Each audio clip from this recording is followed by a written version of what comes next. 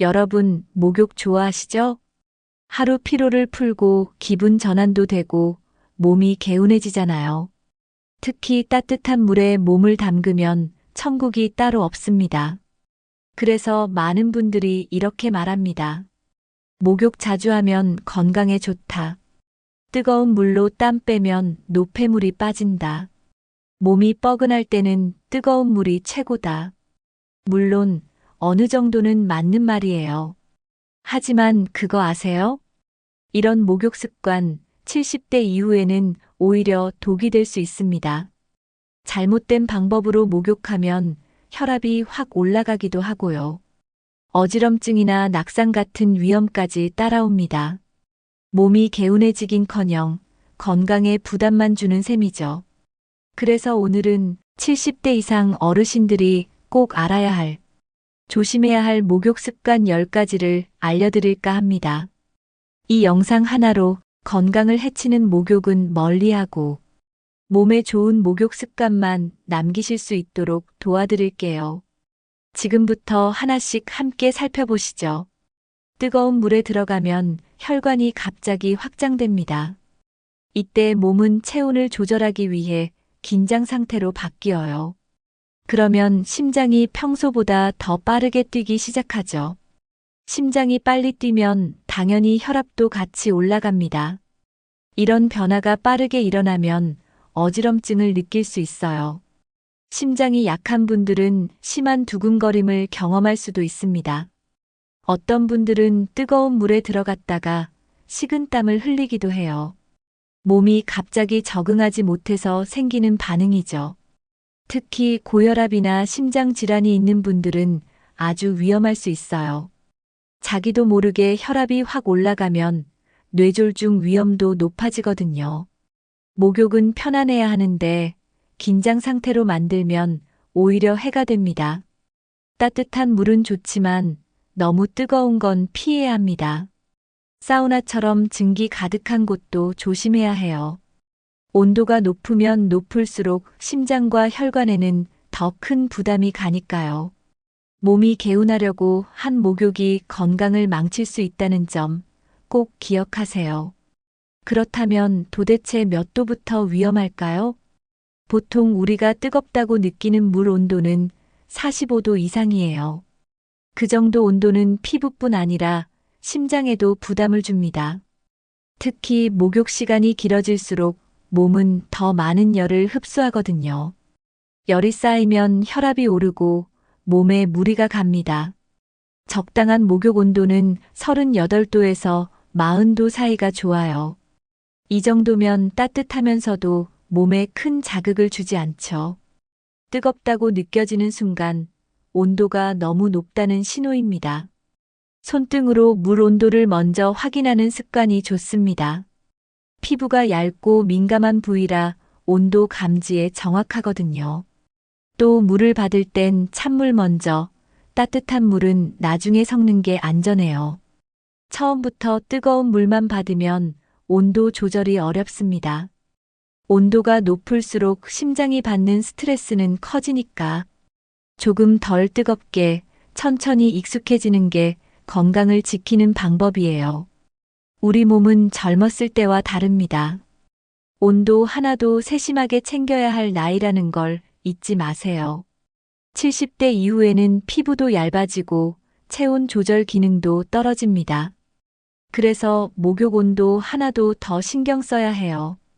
전문가들이 말하는 적정 온도는 38도에서 40도 사이입니다. 이 온도는 따뜻하다고 느껴지면서도 자극이 적어요. 몸이 부담 없이 편안하게 풀어지는 온도죠. 너무 뜨거우면 피로가 쌓이고 너무 차가우면 긴장이 풀리지 않아요. 목욕 전에 손등이나 팔목 안쪽으로 온도를 먼저 확인해 보세요. 팔목도 피부가 얇아서 체감 온도가 정확하게 느껴집니다. 몸을 물에 담글 땐 발부터 천천히 들어가는 게 좋아요. 갑자기 전신을 담그면 쇼크 반응이 올 수도 있거든요. 처음에는 반신욕처럼 허리까지, 그 다음 가슴 위까지 천천히 적시는 것도 방법입니다. 목욕이 건강해지는 시간이 되려면 온도가 핵심입니다. 따뜻하지만 부담 없게, 자극 없이 부드럽게. 그게 바로 70대에게 맞는 목욕입니다. 오늘부터라도 너무 뜨거운 물은 피하고 부드러운 온도에서 편하게 쉬어보세요. 그게 진짜 몸이 좋아하는 목욕입니다. 식사를 하면 우리 몸은 위장을 중심으로 혈액을 보냅니다. 음식을 소화시키기 위해 에너지가 집중되는 거죠. 그런데 이때 목욕을 하면 상황이 달라집니다. 따뜻한 물에 들어가면 피부 쪽으로 혈액이 몰려버립니다. 결국 소화기관은 제 역할을 하지 못하게 되는 거예요. 위장은 피가 부족하니 소화가 느려지고 속이 더부룩하거나 메스꺼움을 느낄 수도 있어요. 심하면 소화불량이나 복통이 생길 수도 있고요. 몸이 피곤한 상태에서 목욕까지 하면 부담이 더 커집니다. 특히 고령일수록 이런 변화에 몸이 민감하게 반응합니다. 소화도 덜 되고 몸 전체가 피곤해질 수 있어요. 식사 후 바로 목욕하는 습관, 그동안 당연하게 생각하셨다면 이제는 꼭 조심하셔야 합니다. 위장도 쉬고 몸도 쉴 수 있도록 시간을 두는 게 중요해요. 소화가 먼저, 그 다음이 목욕이라는 거 기억해 두세요. 식사 직후 목욕하는 분들 중에 식후에 속이 더부룩하다, 가스가 찬다, 복통이 있다. 이런 증상을 느끼는 분들이 꽤 많습니다. 그 이유 중 하나가 바로 소화 중단입니다. 몸은 소화를 위해 위장 쪽으로 집중해야 하는데 목욕으로 인해 에너지가 다른 데로 빠지기 때문이에요. 따뜻한 물로 인해 피부 혈관이 확장되면 소화에 필요한 피가 피부로 가버립니다.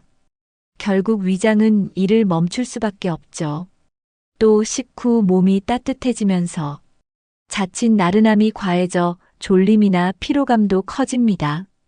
이 상태에서 너무 오래 목욕하면 속이 미식거리거나 트림이 자주 나올 수 있어요. 복부 팽만감도 느껴질 수 있고요. 특히 나이가 들수록 위장 기능은 떨어지기 때문에 조금의 습관 차이도 큰 영향을 미칩니다. 몸이 불편하다는 신호를 그냥 넘기지 마시고 식사 후엔 반드시 시간을 두고 휴식을 취한 다음 목욕을 하는 것이 좋습니다. 그렇다면 식사 후 언제 목욕을 해야 할까요? 보통은 식사 후 최소 1시간 정도는 쉬는 것이 좋습니다. 음식의 양이 많았다면 1시간에서 1시간 반까지 기다리는 게 안전해요. 이 시간 동안 소화가 어느 정도 진행되기 때문이에요. 배가 좀 가볍다고 느껴질 때쯤 목욕을 시작하는 것이 좋습니다. 특히 저녁 식사 후에는 너무 늦은 시간보다 식후 충분한 시간 후 잠들기 전이 가장 좋습니다. 이렇게 하면 소화도 돕고 숙면에도 도움이 됩니다. 만약 급하게 목욕을 해야 하는 상황이라면 가볍게 샤워만 하고 전신을 담그는 목욕은 피해주세요. 뜨거운 물보다는 미지근한 물로 짧게 마무리하는 게 안전합니다. 또 반신욕처럼 허리까지만 담그는 것도 괜찮습니다. 식후 바로 욕조에 들어가는 건 절대 피해야 하고 무리하지 않는 선에서 편안한 방식으로 하는 게 가장 중요합니다. 몸이 먼저 편안해야 건강도 따라온다는 것. 이제는 꼭 기억해 주세요. 빈속에 목욕을 하면 어지러움을 느끼는 분들 많으시죠? 그 이유는 바로 저혈당 때문입니다. 오랜 시간 식사를 하지 않으면 몸 안에 당이 부족해지기 시작합니다. 당은 몸의 에너지원인데 부족하면 몸이 휘청이게 되는 거죠. 그 상태에서 따뜻한 물에 몸을 담그면 혈관이 확장됩니다. 피가 피부 쪽으로 몰리면서 뇌로 가는 혈류가 일시적으로 줄어들 수 있어요. 결국 어지럼증이 생기고 심한 경우엔 쓰러질 수도 있어요. 특히 당뇨나 혈압 문제가 있는 분들은 더 주의해야 합니다. 식사 시간이 불규칙하거나 아침을 거르신 분들은 빈속 목욕은 피하셔야 해요. 목욕 중 갑자기 시야가 흐려지거나 머리가 핑 돌고 식은땀이 난다면 몸이 저혈당 신호를 보내고 있다는 뜻입니다. 이럴 땐 바로 물에서 나와야 하고 편하게 누워서 휴식을 취하셔야 합니다. 그냥 지나치면 큰 사고로 이어질 수 있기 때문에 빈속 목욕은 꼭 피해주세요. 아침 목욕을 하시는 분들이라면 빈속보다 가벼운 간식을 드시고 시작하시는 게 좋습니다. 바나나 1개, 우유 1잔, 삶은 달걀 1개 정도면 충분해요. 이 정도만 먹어도 저혈당 증상을 막을 수 있습니다. 가벼운 식사는 뇌에 필요한 당을 공급해주기 때문에 어지럼증이나 갑작스러운 피로감을 줄여줍니다. 특히 목욕 시간 전후로 체력 소모가 생기기 때문에 몸이 허전한 상태보다는 살짝 든든한 상태가 좋아요. 하지만 과식은 또 소화에 부담을 주니까 피해야 해요. 가볍게 소화 잘 되는 음식 위주로 챙기시는 게 좋습니다. 과일이나 견과류, 죽 종류도 좋은 선택입니다. 몸의 에너지를 살짝 채운 뒤 따뜻한 물에 들어가면 훨씬 더 편안하게 안정된 기분으로 목욕을 즐기실 수 있어요. 아무것도 먹지 않고 목욕하면 스트레스 호르몬이 증가할 수도 있는데 이것도 건강에 좋지 않기 때문에 간단한 식사가 필요합니다. 건강한 목욕의 시작은 바로 먹는 것부터라는 거 이제 잊지 마세요. 목욕 중에 갑자기 어지러움을 느꼈다면 가장 먼저 해야 할 일은 물에서 즉시 나오는 겁니다. 억지로 버티거나 계속 목욕을 하려는 건 매우 위험해요. 바닥에 주저앉거나 미끄러져 다치는 경우도 생길 수 있거든요. 물에서 나왔다면 수건으로 몸을 가볍게 닦고 앉거나 누운 상태로 호흡을 가다듬어야 합니다. 가능하면 창문을 열거나 환기를 시켜서 공기가 잘 통하는 곳으로 이동하는 게 좋아요. 물을 한 잔 마시고 설탕이나 꿀이 들어간 음료를 마시면 금방 회복될 수 있습니다. 혹시 증상이 계속되면 즉시 병원에 가셔야 해요. 자신의 몸 상태를 가볍게 여기지 마시고 조금이라도 이상하면 바로 중단하고 쉬셔야 합니다. 특히 욕실은 미끄러운 공간이기 때문에 무리하게 움직이면 더 큰 사고로 이어질 수 있어요. 몸이 보내는 신호에 귀 기울이고 조금이라도 이상하다 싶으면 언제든지 멈출 수 있는 여유를 갖는 게 중요합니다. 욕실 문을 꼭 닫고 목욕하시는 분들 많으시죠? 따뜻한 물로 오래 목욕하다 보면 욕실 안에 김이 자욱해집니다. 이 증기 속에는 산소가 부족해질 수 있어요. 그렇게 되면 숨이 답답하거나 두통이 생길 수도 있습니다. 산소가 줄어들면 뇌로 가는 산소량도 감소해요. 특히 환기가 잘 안 되는 욕실이라면 더 위험합니다. 몸이 갑자기 무거워지거나 가슴이 답답해지는 느낌이 들 수 있어요. 호흡이 불편하면 심장에도 부담이 가기 때문에 고혈압, 심장 질환이 있는 분들에겐 특히 위험하죠. 또 땀이 많이 나면서 체온이 올라가는데 산소 부족까지 겹치면 어지럼증이 더 심해질 수 있어요. 숨이 막히는 듯한 느낌이 들면 바로 환기부터 시켜야 해요. 산소가 부족한 공간에 오래 머물면 졸음이 쏟아지기도 합니다. 욕실에서 졸음이 오는 건 굉장히 위험한 신호예요. 환기 없이 목욕하는 습관, 오늘부터는 꼭 바꿔야 합니다. 욕실이 따뜻하고 습하면 편하다고 느낄 수 있어요. 하지만 이런 환경이 우리 몸에는 오히려 부담이 될 수 있습니다. 특히 공기가 정체돼 있는 욕실 안은 두통을 유발할 수 있어요. 증기 때문에 산소가 줄어들고 숨쉬기가 답답해지죠. 어르신들은 젊은 사람들보다 호흡 기능이 떨어져 있기 때문에 조금만 산소가 부족해도 쉽게 숨이 찰 수 있어요. 호흡이 불편해지면 심장이 더 빨리 뛰게 되고 두통이나 어지럼증으로 이어지게 됩니다. 이런 환경이 반복되면 목욕 시간이 스트레스로 변하게 돼요. 욕실에 들어가기 전에 창문을 살짝 열어두거나 환풍기를 틀어두는 것만으로도 큰 도움이 됩니다. 실내 공기가 순환되면 숨쉬기가 훨씬 편해져요. 또 너무 뜨거운 물을 사용하지 않는 것도 방법이에요. 수증기를 줄이면 실내 공기 상태가 좋아지거든요. 가볍게 김이 생기는 정도까지만 유지하는 게 좋습니다. 환기를 하면 건강도 지키고 쾌적함도 유지할 수 있어요. 작은 습관 하나가 건강을 바꿔줄 수 있습니다. 욕실 환기는 생각보다 간단하면서도 효과가 큽니다. 먼저 목욕 전에 욕실 창문을 열어두는 것이 가장 기본이에요. 창문이 없다면 환풍기라도 꼭 돌려주세요.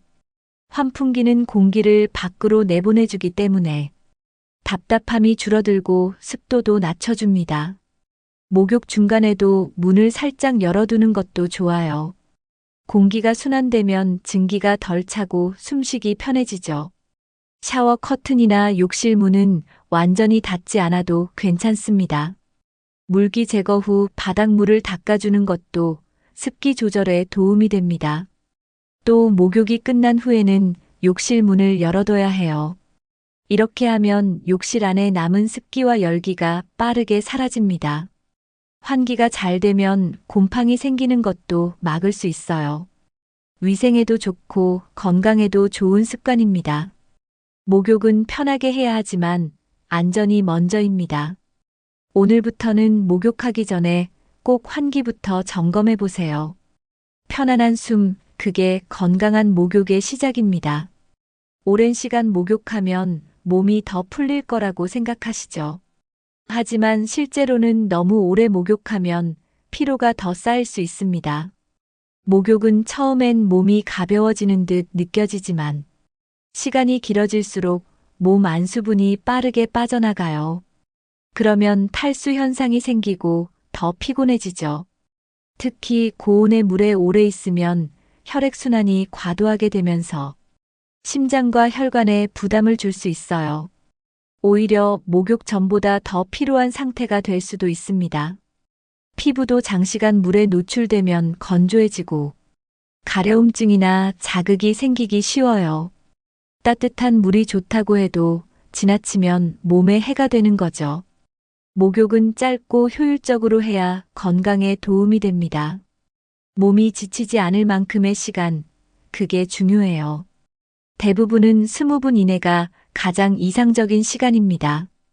특히 반신욕을 하더라도 20분을 넘기지 않는 게 좋아요. 오래 한다고 좋은 게 아니라 제대로 해야 좋은 겁니다. 이제부터는 시간도 꼭 함께 체크해 보세요. 목욕하면서 땀이 나는 걸 좋아하시는 분들도 계시죠?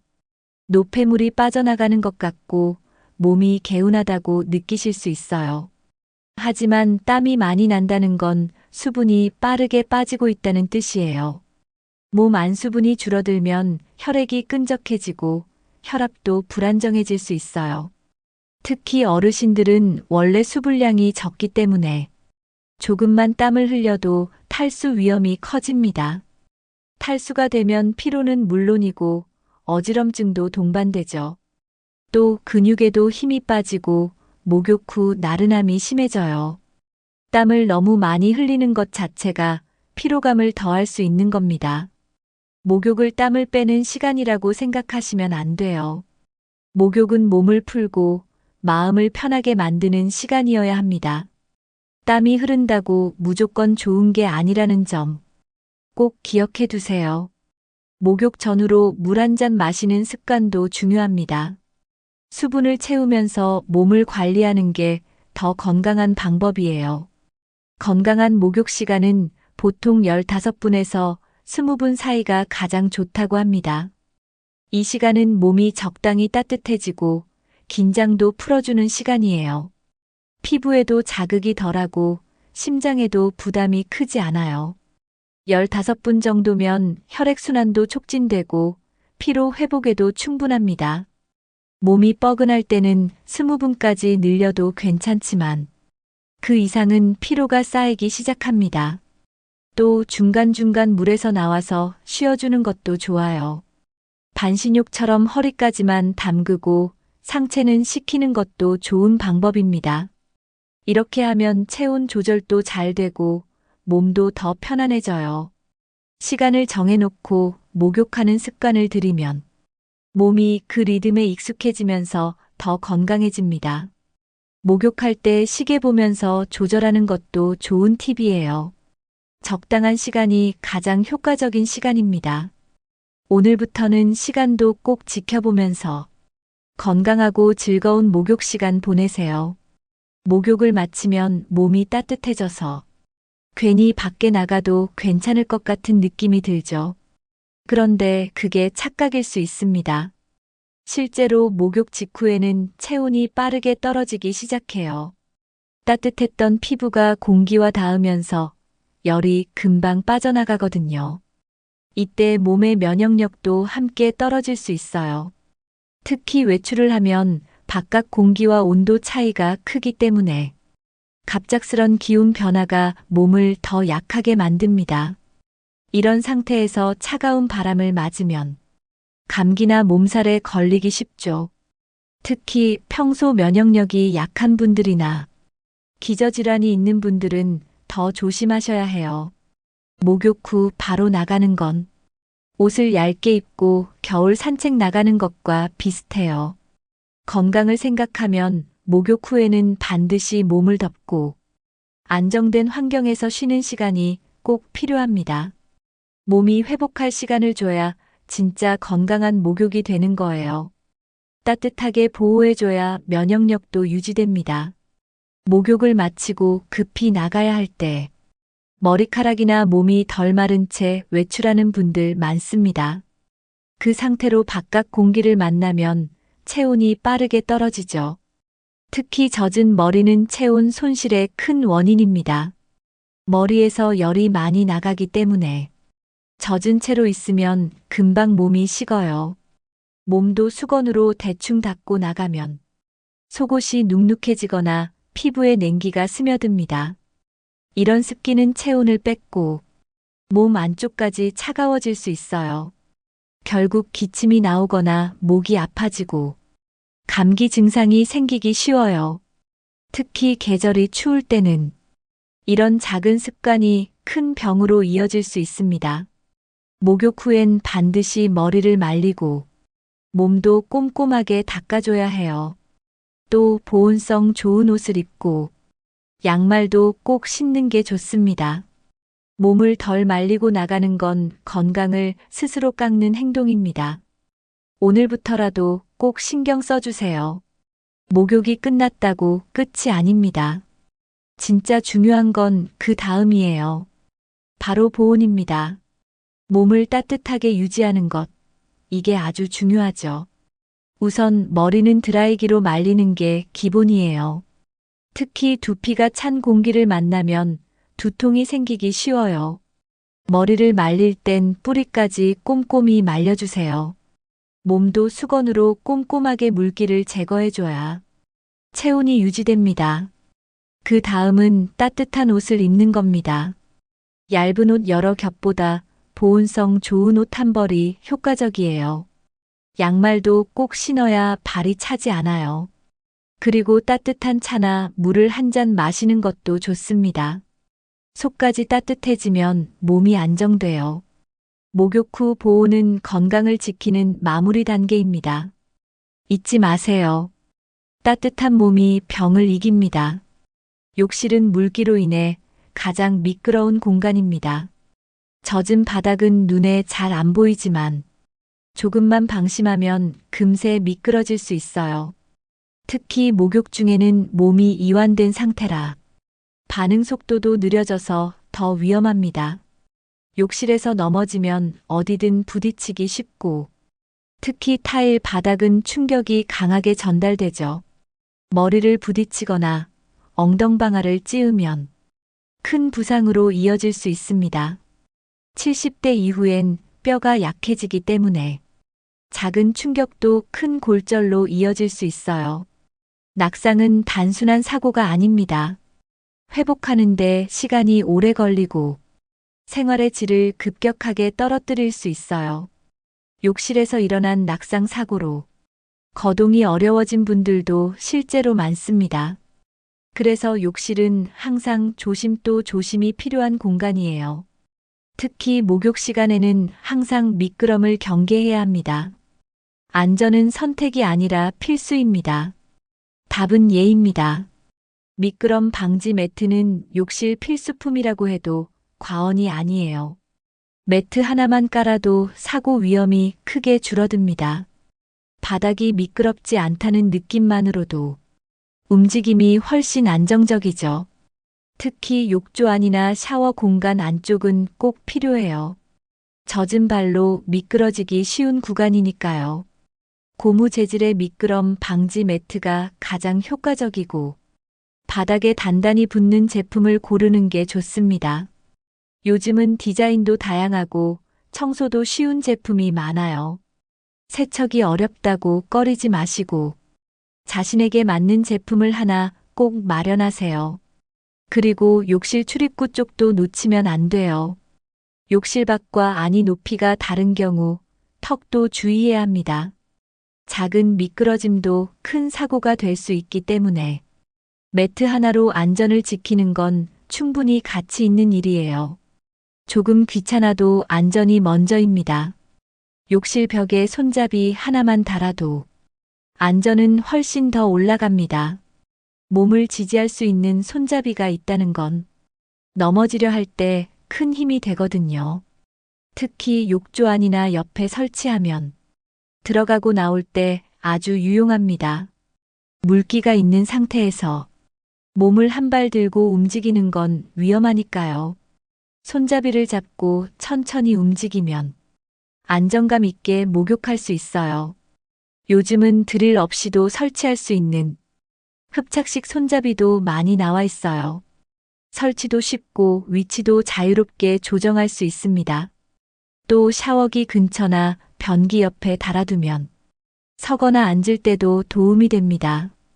조그만 손잡이지만 실제로 많은 낙상을 막아주는 고마운 존재예요. 어르신들에게는 특히 필수적인 안전 장치입니다. 오늘 바로 하나 장만해 보셔도 좋을 것 같아요. 손잡이 하나로 바뀌는 욕실의 안전함, 절대 과장된 말이 아닙니다. 목욕할 때 가장 흔히 하는 실수 중 하나가 갑자기 온몸을 물속에 푹 담그는 겁니다. 이렇게 하면 순간적으로 체온이 급변하면서 몸이 놀라게 되고 자칫 쇼크 반응이 나타날 수 있어요. 갑작스러운 체온 변화는 혈압을 급격하게 올리거나 심장에 무리를 줄 수 있습니다. 특히 심장 질환이 있거나 고혈압을 앓고 있는 분들은 이런 상황이 매우 위험할 수 있어요. 피부에 닿는 뜨거운 물의 자극이 신경을 예민하게 만들고 몸을 긴장하게 하거든요.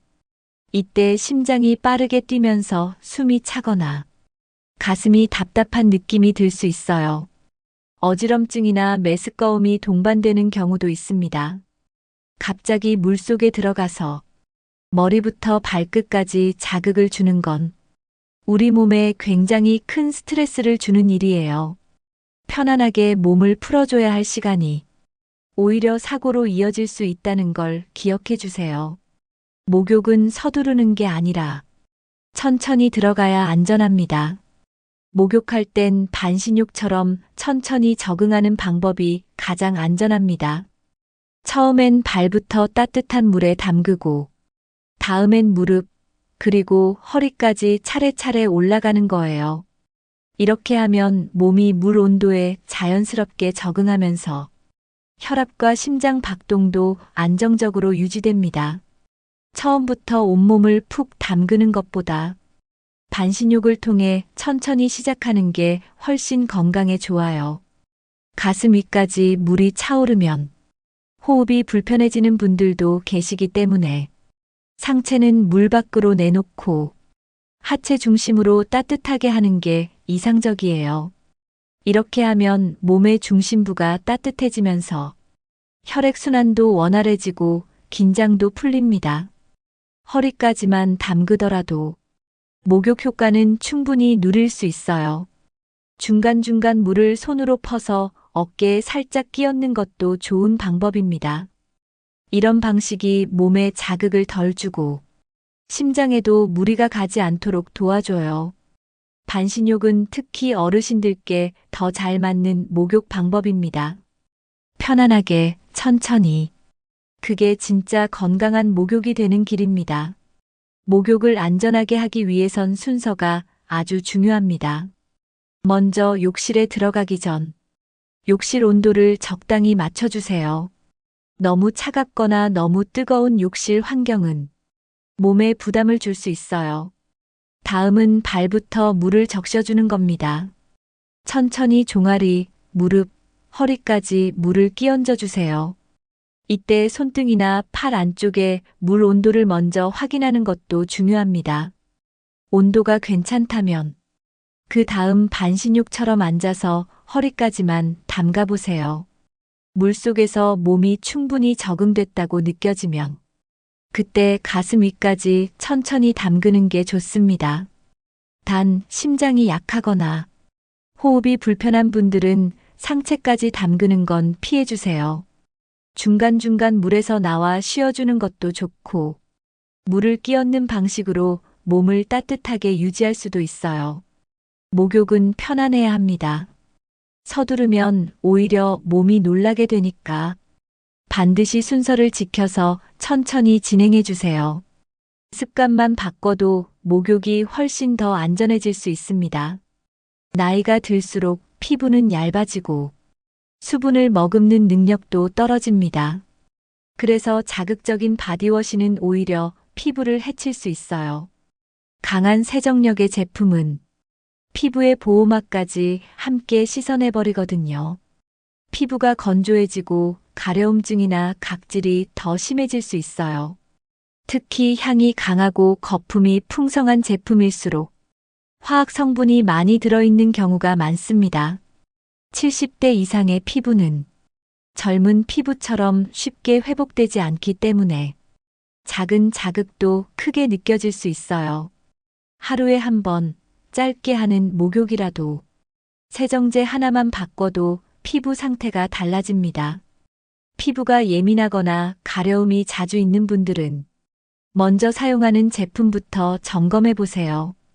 깨끗하게 씻는 것도 중요하지만 피부를 보호하는 게 더 중요할 수도 있습니다.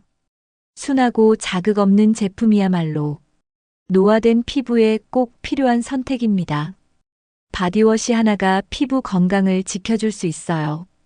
세정제는 무조건 강할 필요 없습니다. 부드럽게, 편안하게, 피부도 쉬어야 하니까요. 우리 피부는 약산성으로 유지되어야 건강한 상태를 유지할 수 있어요. 약산성이란 말이 어려워 보이지만 쉽게 말하면 피부 보호막을 유지하는 균형입니다. 이 균형이 무너지면 세균이 쉽게 침투하거나 피부가 건조해지기 쉬운 상태가 되죠. 약산성 바디워시는 이 보호막을 지켜주기 때문에 세정 후에도 피부가 덜 건조하고 덜 자극적입니다. 세정력이 너무 강한 제품은 사용 후 당김 현상이나 가려움이 생기기 쉬워요. 그런 경험 있으셨다면 약산성 제품으로 바꿔보세요. 사용 후에도 피부가 촉촉하게 남는 느낌이 있을 겁니다. 또 약산성 바디워시는 피부 트러블이 자주 나는 분들에게도 잘 맞습니다. 샤워 후 따가움이나 붉어짐이 있다면 제품의 성분을 꼭 확인해 보셔야 해요. 요즘은 노인 피부에 맞춘 약산성 제품도 다양하게 나와 있으니 자신에게 맞는 걸 찾는 게 중요합니다. 부드럽게 씻고 편안하게 마무리하는 게 건강한 피부의 시작입니다. 피부에 자극이 덜한 제품을 고를 때는 천연 성분이 들어간 바디워시를 선택하는 것도 좋은 방법이에요. 예를 들어 알로에, 캐모마일, 오트밀 같은 성분은 피부 진정에 도움이 되고 보습 효과도 뛰어납니다. 이런 성분이 포함된 제품은 피부가 민감한 어르신들에게 잘 맞아요. 무향료, 무색소 제품도 자극을 줄이는데 효과적입니다. 제품 겉면에 전성분 표시가 되어 있으니 꼼꼼하게 확인하는 습관을 들여보세요. 모르는 성분이 너무 많거나 이름이 복잡한 화학 성분이 많다면 피하는 게 좋아요. 피부에 닿는 만큼 되도록 순하고 자연스러운 재료가 들어간 제품이 안전합니다. 샤워 후 따끔거리거나 피부가 당긴다면 지금 쓰고 있는 제품을 다시 살펴볼 필요가 있어요. 피부는 매일 관리해야 하는 기관입니다. 먹는 것만큼 바르는 것도 중요하다는 사실. 이제는 꼭 기억해 주세요. 피부가 편안해야 몸도 편안합니다. 목욕이 끝나면 몸이 촉촉해져 있다고 느끼시죠? 하지만 사실은 그때부터 피부 속 수분이 빠르게 증발하기 시작합니다. 물기가 마르면서 피부도 같이 건조해지는 거예요. 특히 따뜻한 물로 목욕했을 때는 피부 장벽이 약해져 있는 상태라 수분 손실이 훨씬 더 빠릅니다. 이럴 때 보습제를 안 바르면 피부는 금방 거칠어지고 주름이 생기기 쉬워요. 전문가들은 목욕 후 3분 안에 보습제를 바르라고 말합니다. 이 시기를 놓치면 보습 효과가 확 줄어들기 때문이에요. 3분 안에 바르면 피부 속에 남은 수분을 그대로 잡아주는 역할을 해줍니다. 보습은 단순히 건조함만 막는 게 아니에요. 피부를 보호하고 노화를 늦추는 중요한 습관입니다. 특히 70대 이후에는 피부 회복력이 떨어지기 때문에 보습 하나로도 피부 상태가 크게 달라집니다. 잊지 마세요. 목욕이 끝나면 바로 수건으로 톡톡 닦은 뒤 보습제를 챙겨주세요. 그게 피부 건강을 지키는 첫걸음입니다. 보습제도 아무거나 바르면 안 됩니다. 특히 70대 이후에는 피부에 자극이 적고 보습 효과가 오래가는 제품을 골라야 해요. 가장 좋은 성분 중 하나는 세라마이드입니다. 세라마이드는 피부 장벽을 튼튼하게 만들어주고 수분이 날아가지 않게 막아주는 역할을 해요. 또 히알루론산도 자주 보이는 성분인데 이건 수분을 끌어당기는 능력이 뛰어나서 피부를 촉촉하게 유지하는 데 좋습니다. 판테놀, 알로에베라, 시어버터 같은 성분도 피부 진정과 보습에 아주 효과적이에요. 특히 시어버터는 건조하고 가려운 피부에 탁월하죠. 제품을 고를 땐 향이 너무 강하거나 색이 진한 제품은 피하는 게 좋아요. 자연에 가까운 성분 위주로 피부에 부담이 없는 제품을 고르세요.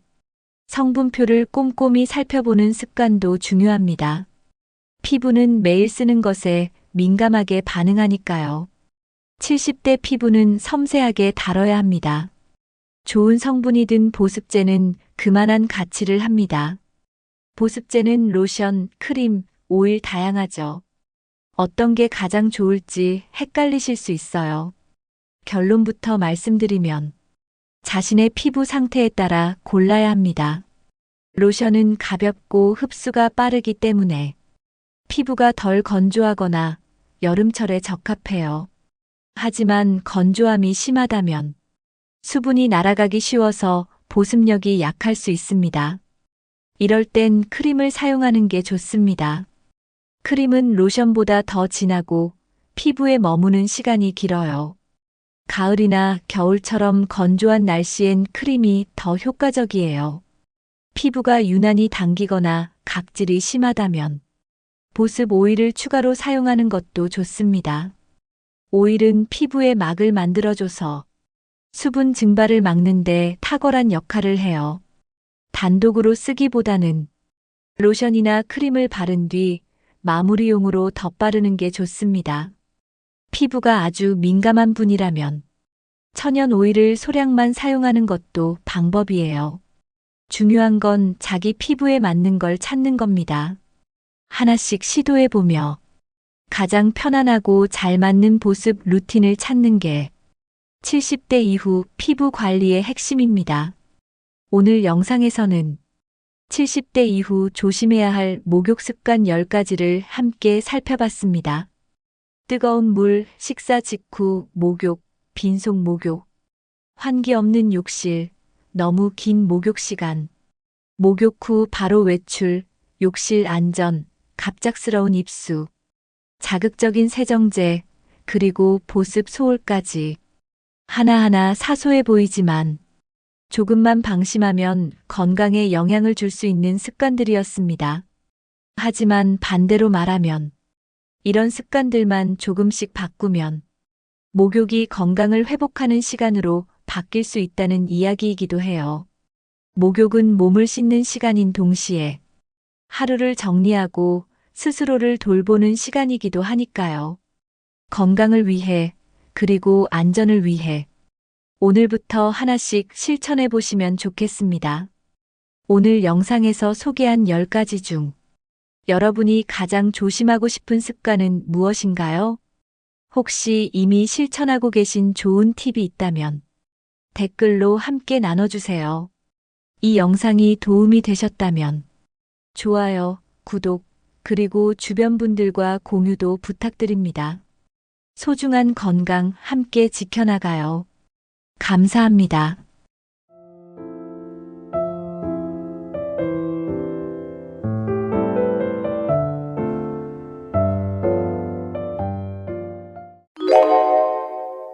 사람들은 나이가 들수록 인생이 재미없어진다고 생각합니다. 하지만 실제로는 오히려 70대 이후가 더 행복해질 수 있습니다. 지금까지 가족을 위해, 직장을 위해 달려왔다면 이제는 온전히 나를 위한 삶을 살 때입니다. 걱정과 후회를 줄이고 매일을 즐겁게 보내는 것이 중요합니다. 그렇다면 어떻게 하면 70대 이후에도 행복한 삶을 살 수 있을까요? 오늘 영상에서는 나이가 들어도 즐겁고 활기차게 살 수 있는 7가지 방법을 소개해드립니다. 이 방법들을 실천하면 남은 인생이 더욱 의미 있고 행복해질 것입니다. 특히 지금부터라도 작은 변화를 시작하면 인생이 완전히 달라질 수 있습니다. 중요한 것은 내가 행복해지기로 결심하고 스스로를 위해 시간을 쓰는 것입니다. 나이는 숫자에 불과합니다. 인생은 내가 어떻게 바라보고 어떻게 살아가느냐에 따라 달라집니다. 그럼 지금부터 행복한 70대를 위한 첫 번째 방법을 소개해드리겠습니다. 혹시 나이가 들면서 삶이 점점 지루하고 무료해진다고 느끼시나요? 예전처럼 몸이 가뿐하지 않고 새로운 일을 시작하는 것이 부담스러울 수도 있습니다. 하지만 주변을 보면 나이가 들어도 활기차고 행복하게 사는 분들이 많습니다. 그분들은 특별한 비결이 있는 것이 아닙니다. 단순하지만 강력한 몇 가지 원칙을 실천하고 있을 뿐입니다. 인생을 긍정적으로 바라보고 매일을 의미 있게 보내는 것이 그 비결입니다. 지금부터 알려드릴 7가지 방법을 꾸준히 실천하면 여러분도 충분히 행복한 삶을 누릴 수 있습니다. 작은 변화가 큰 행복을 만들어냅니다. 중요한 것은 오늘부터라도 새로운 시도를 해보는 것입니다. 70대 이후가 인생에서 가장 즐거운 시간이 될 수도 있습니다. 그럼 첫 번째 방법, 건강을 지키는 것의 중요성에 대해 이야기해 보겠습니다. 건강이 없으면 행복도 유지할 수 없기 때문입니다. 1. 건강이 최우선이다. 70대 이후에도 행복하게 살기 위해 가장 중요한 것은 바로 건강입니다. 건강이 있어야 하고 싶은 일을 할 수 있고 사람들과의 만남도 즐길 수 있습니다. 건강을 유지하려면 운동이 필수적입니다. 하지만 무리한 운동이 아니라 내 몸에 맞는 적당한 운동을 해야 합니다. 가벼운 걷기, 스트레칭, 근력 운동을 꾸준히 하면 몸이 한결 가뿐해집니다.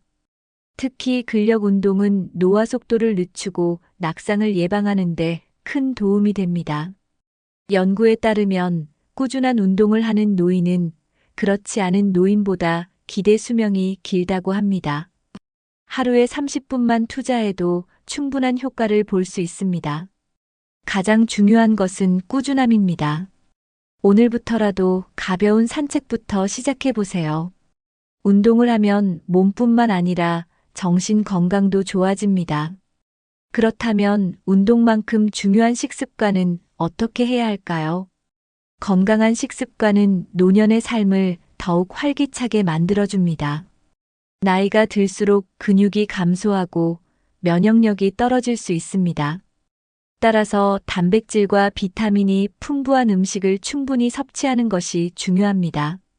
생선, 두부, 계란, 견과류 같은 단백질 식품을 매일 챙겨 드세요. 채소와 과일도 함께 먹으면 항산화 효과가 있어 노화를 늦추는 데 도움이 됩니다.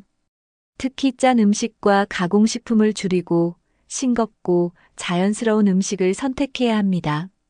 하루에 물을 충분히 마시는 것도 건강 유지에 필수적입니다.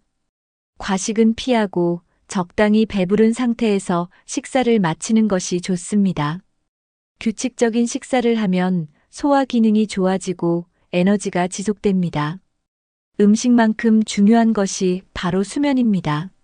숙면을 취하지 못하면 피로가 쌓이고 몸이 무거워질 수 있습니다. 그렇다면 건강한 수면 습관을 유지하는 방법은 무엇일까요? 숙면은 단순한 휴식이 아니라 우리 몸과 뇌를 회복시키는 중요한 과정입니다. 깊은 잠을 자야 몸의 피로가 풀리고 기억력과 집중력이 유지됩니다. 하지만 나이가 들수록 수면의 질이 떨어지고 잠이 얕아지는 경우가 많습니다. 숙면을 위해서는 규칙적인 수면 습관이 필요합니다.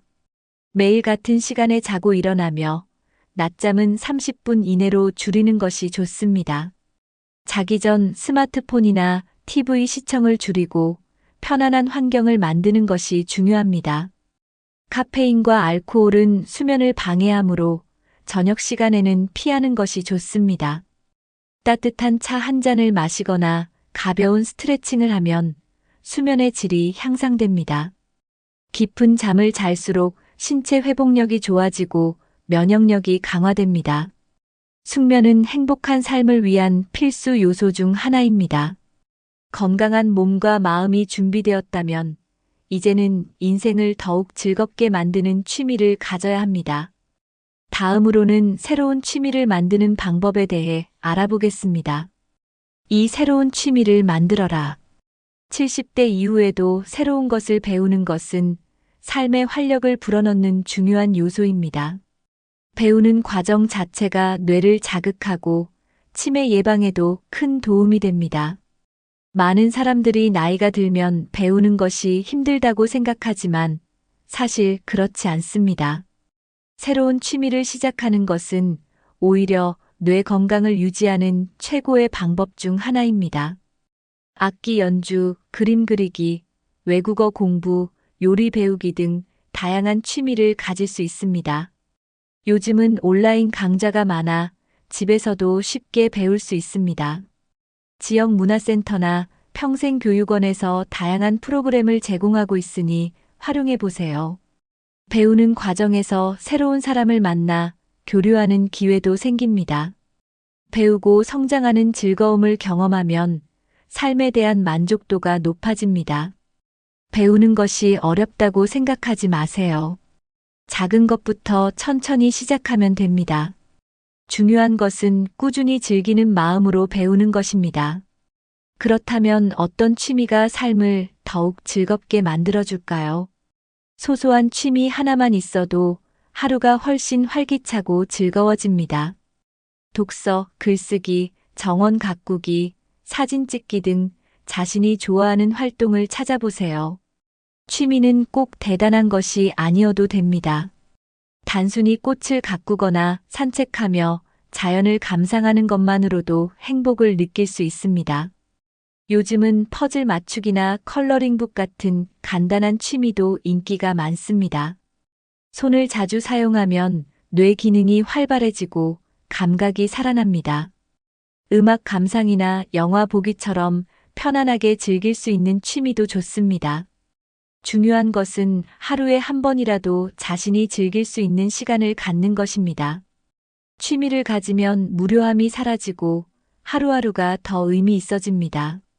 새로운 취미를 가지면서 자신만의 시간을 소중히 여기는 것이 중요합니다. 그렇다면 나만의 시간을 더 의미 있게 보내는 방법은 무엇일까요? 지금부터 나만의 시간을 즐기는 법을 알아보겠습니다. 인생에서 가장 중요한 사람은 바로 자신입니다. 지금까지 가족과 주변 사람들을 위해 살아왔다면 이제는 나를 위한 시간을 가져야 합니다.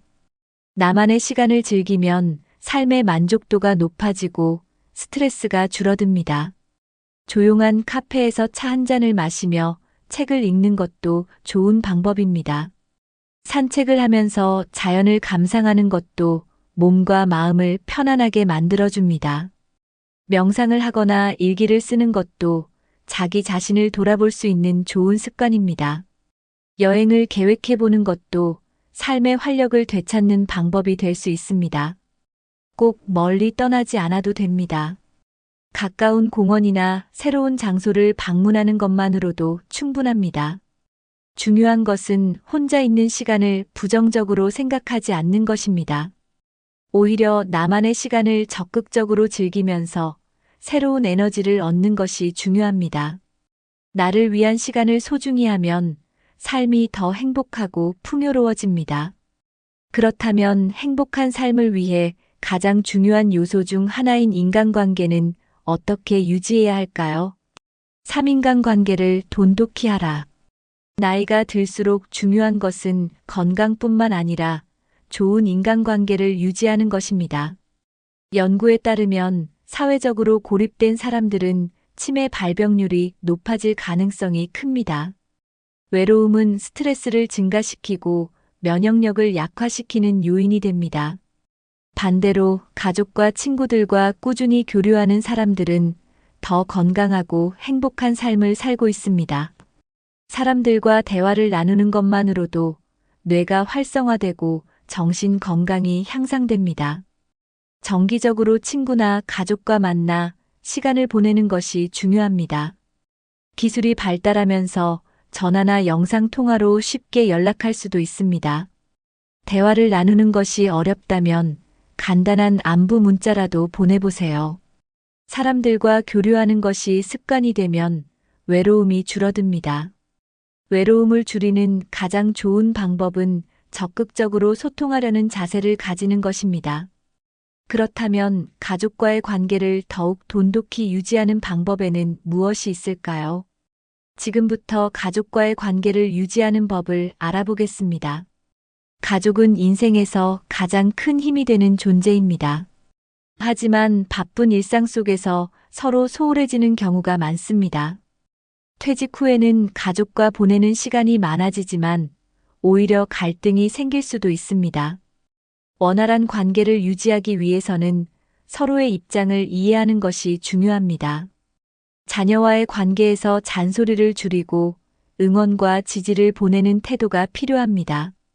손주들과 시간을 보내면서 새로운 세대와 소통하는 것도 좋은 방법입니다.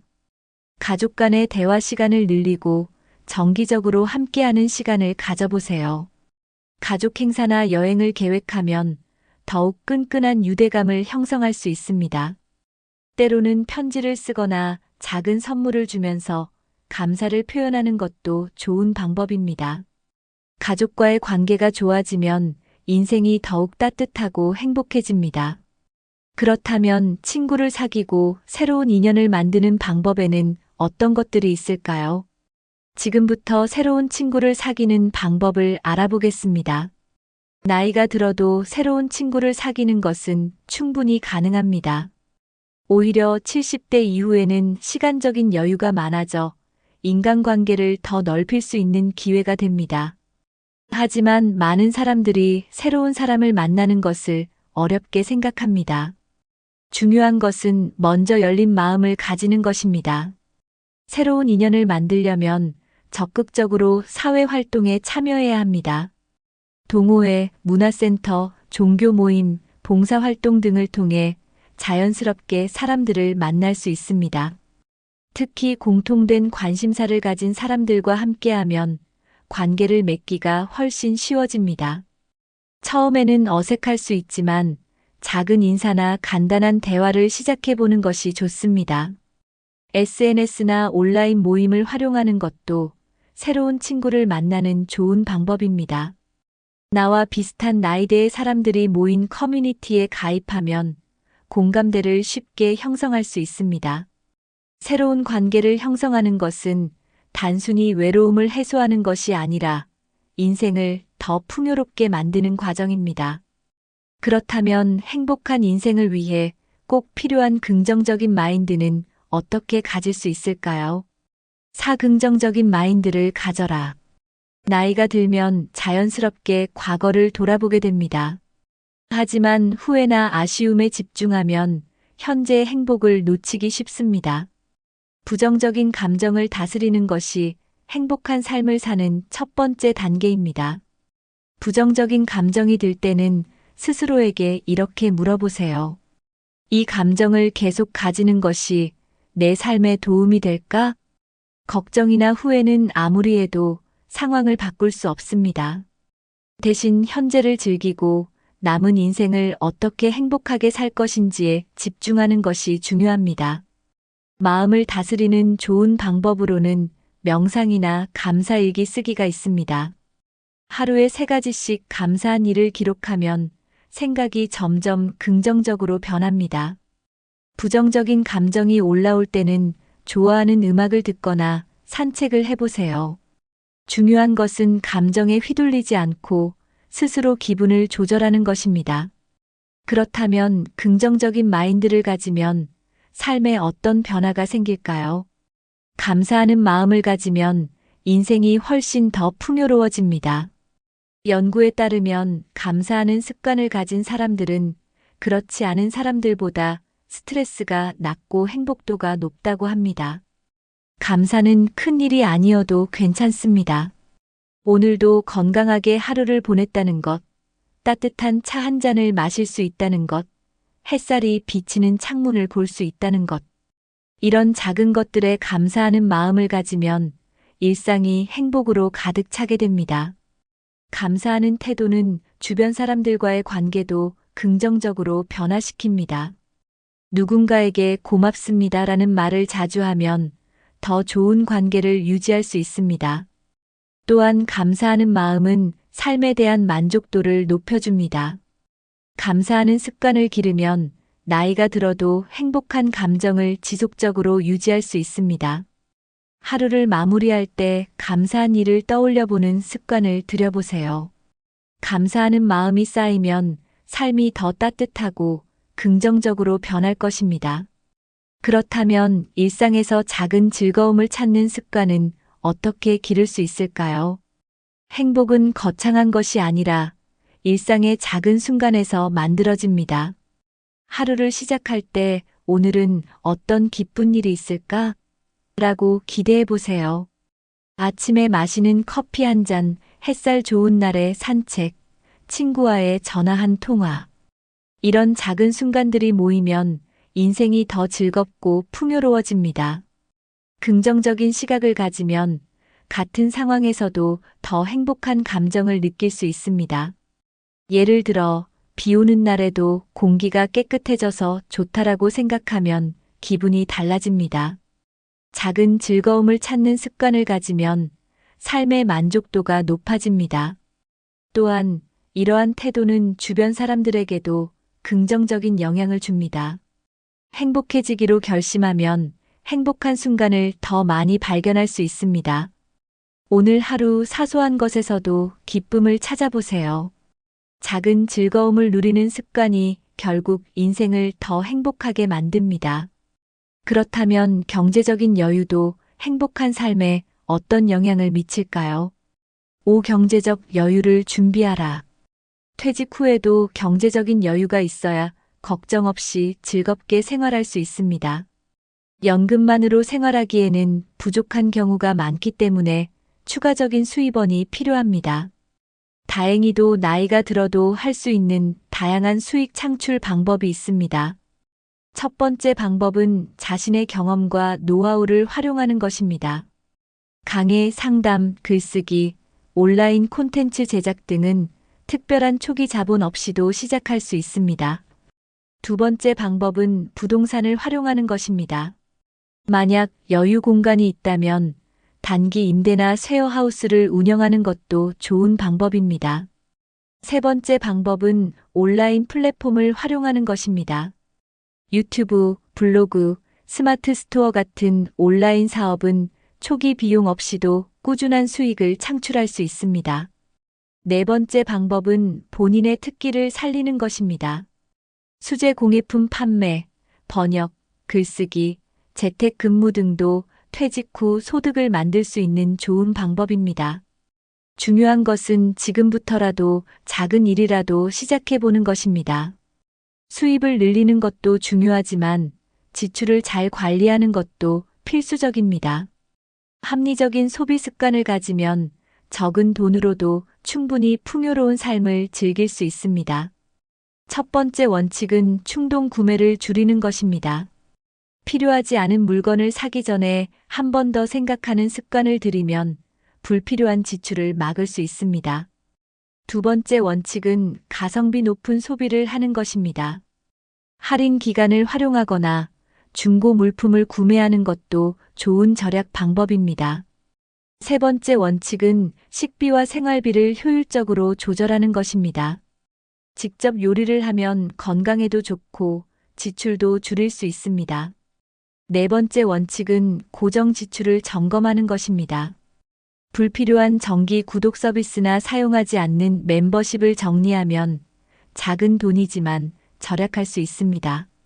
돈을 아끼는 것만큼 중요한 것이 바로 돈을 제대로 사용하는 것입니다. 그렇다면 돈보다 더 중요한 것은 무엇일까요? 경제적인 여유가 있다면 안정적인 삶을 살 수 있지만 돈이 전부는 아닙니다. 나이가 들수록 중요한 것은 돈보다는 마음의 여유와 행복입니다. 돈을 모으는 것도 중요하지만 의미 있게 쓰는 것이 더욱 중요합니다. 좋은 경험에 투자하면 더 큰 만족감을 얻을 수 있습니다. 예를 들어 가족과 함께하는 여행이나 의미 있는 취미 활동은 삶을 더욱 풍요롭게 만듭니다. 또한 기부나 봉사를 통해 돈을 가치 있게 사용하는 것도 좋은 방법입니다. 돈을 쓸 때 가장 중요한 것은 행복을 기준으로 결정하는 것입니다. 불필요한 물건을 사느니 오래 기억에 남을 경험을 하는 것이 더 좋습니다. 돈을 벌고 절약하는 것도 중요하지만 그것이 행복과 연결되는지가 더 중요합니다. 경제적인 안정과 더불어 사회와 연결되어 있는 것도 삶의 만족도를 높이는 요소입니다. 그렇다면 노년에도 사회와 연결된 삶을 살려면 어떻게 해야 할까요?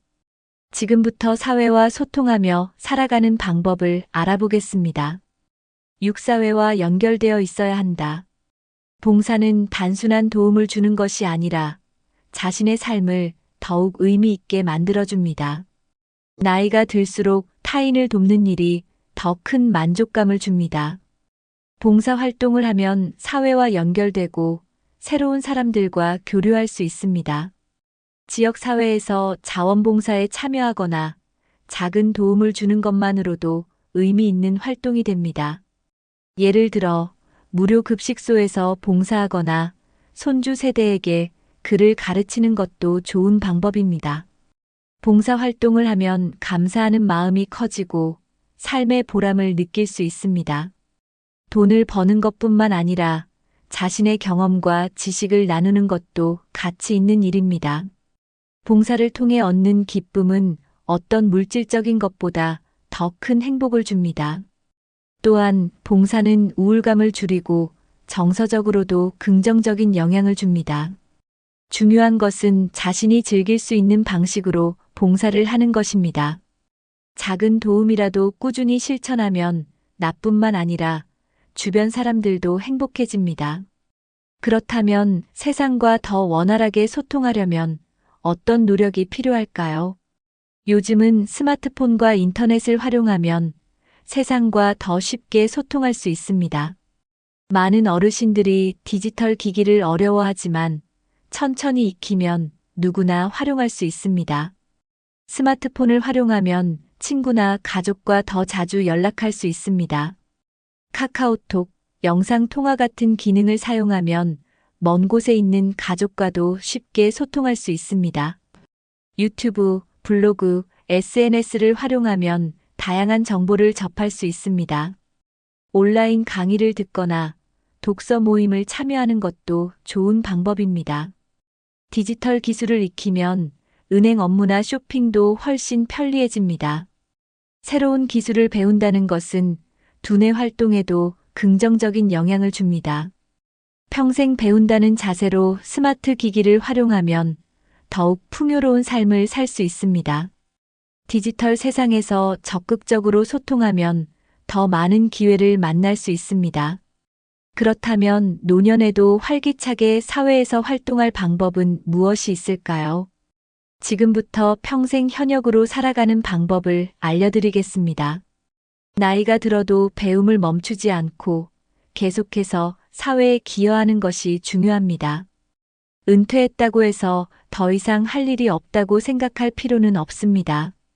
요즘은 평생 현역으로 활동하는 어르신들이 많아지고 있습니다. 강의, 컨설팅, 창업, 글쓰기, 예술 활동 등 다양한 방식으로 사회에 기여할 수 있습니다. 새로운 직업을 갖거나 파트타임으로 일하는 것도 좋은 방법입니다.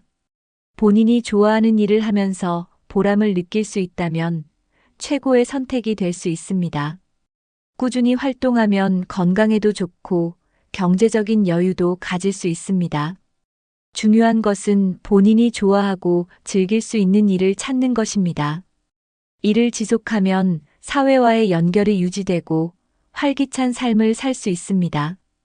퇴직 후에도 적극적으로 활동하는 것이 노년의 행복을 결정짓는 중요한 요소입니다.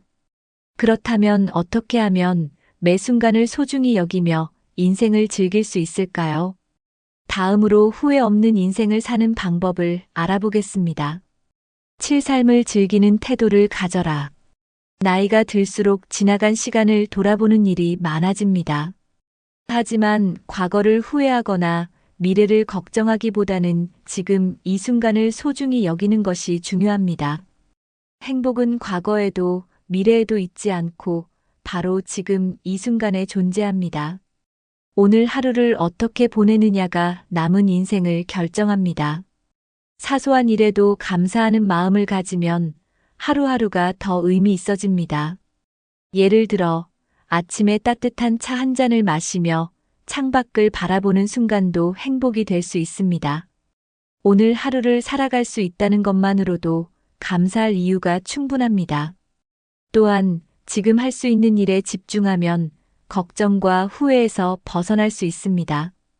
너무 먼 미래를 생각하기보다는 오늘 하루를 충실하게 살아가는 것이 행복의 시작입니다. 지금 곁에 있는 가족과 친구들에게 더 많은 사랑을 표현해 보세요. 작은 순간을 소중히 여기는 것이 행복한 삶을 만드는 가장 확실한 방법입니다. 그렇다면 하고 싶었던 일을 도전하며 인생을 더 즐겁게 사는 방법은 무엇일까요? 많은 사람들이 나이가 들어서 이제 새로운 걸 시작하기 어렵다고 말합니다. 하지만 인생에서 늦은 때란 없습니다. 70대 이후에도 충분히 새로운 도전을 할 수 있습니다. 하고 싶었지만 미뤄왔던 일이 있다면 지금이 바로 시작할 때입니다. 그림 그리기, 악기 배우기, 여행, 글쓰기 등 어떤 것이든 좋습니다. 중요한 것은 완벽하게 하려는 것이 아니라 즐기면서 하는 것입니다. 새로운 도전을 하면 삶에 활력이 생기고 더 젊은 마음을 유지할 수 있습니다.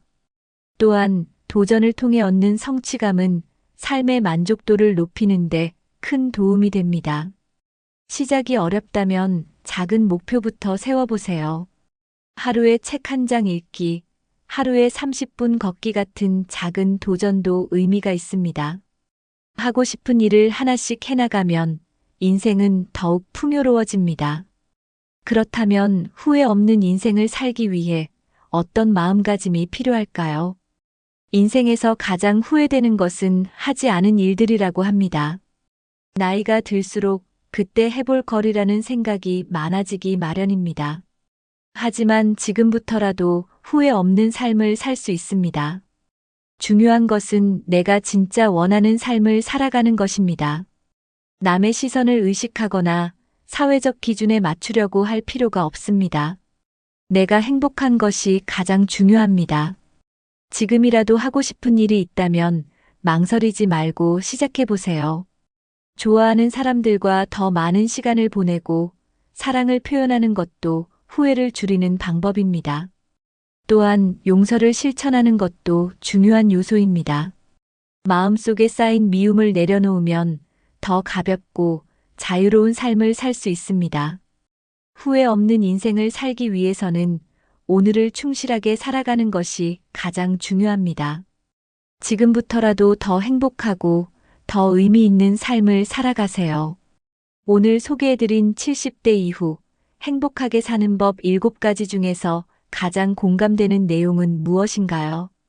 여러분은 지금 어떤 방법을 실천하고 계신가요? 지금부터라도 하나씩 실천하면 인생이 더욱 즐겁고 행복해질 수 있습니다. 행복은 거창한 것이 아니라 매일의 작은 실천에서 시작됩니다. 이 영상이 도움이 되셨다면 부모님이나 친구분들과 꼭 공유해 주세요. 주변 사람들에게도 더 행복한 삶을 선물할 수 있습니다. 앞으로도 건강하고 활기찬 노후를 위한 유익한 정보를 전해드리겠습니다. 구독과 좋아요, 알림 설정 부탁드립니다.